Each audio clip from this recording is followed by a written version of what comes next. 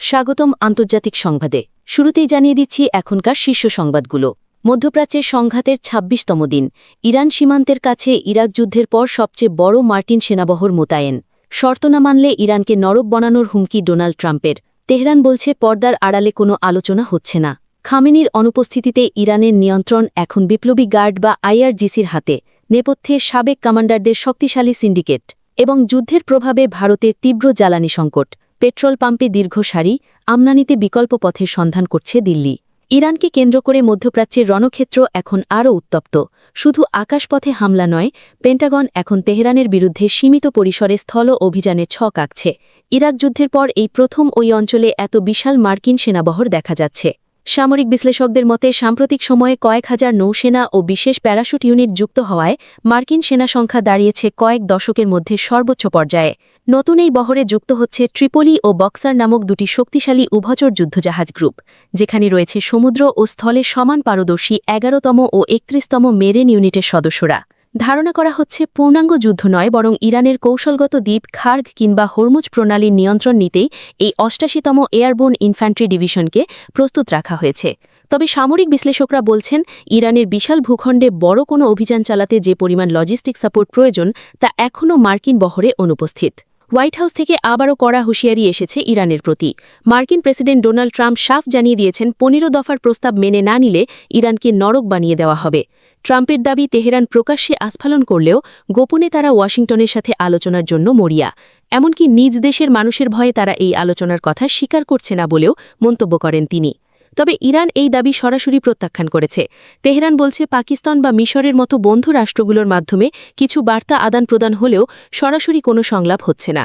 Hormuz প্রণালীর একক নিয়ন্ত্রণ এবং যুদ্ধের ক্ষতিপূরণ না পাওয়া পর্যন্ত তারা পিছু হটবে না। ইরানের সর্বোচ্চ নেতা আয়াতুল্লাহ আলী খামেনির জনসম্মুখে অনুপস্থিতি নিয়ে বিশ্বজুড়ে তৈরি হয়েছে রহস্য।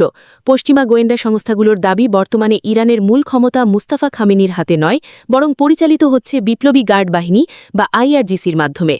সরকারের বড় বড় পদে এখন আসীন সাবেক সব তুখোর কমান্ডাররা।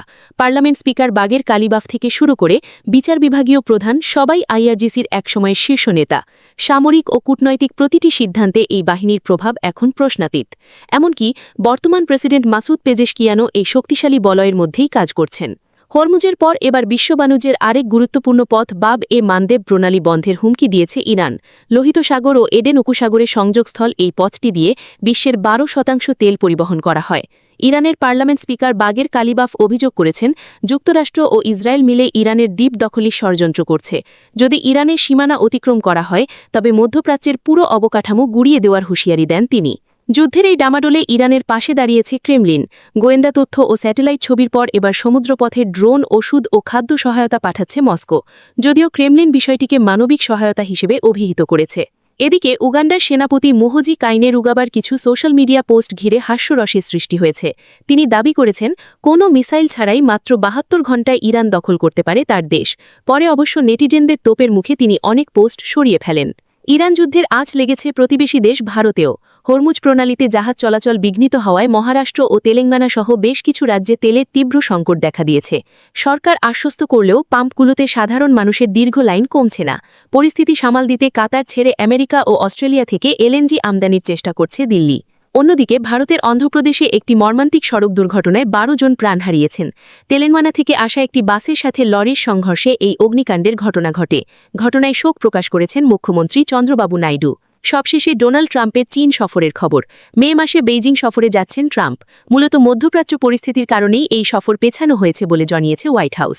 আন্তর্জাতিক সংবাদের এই বুলেটিন আজ এখানেই শেষ করছি। পরবর্তী সংবাদ দেখার আমন্ত্রণ রইল। ধন্যবাদ আমাদের সাথে থাকার জন্য।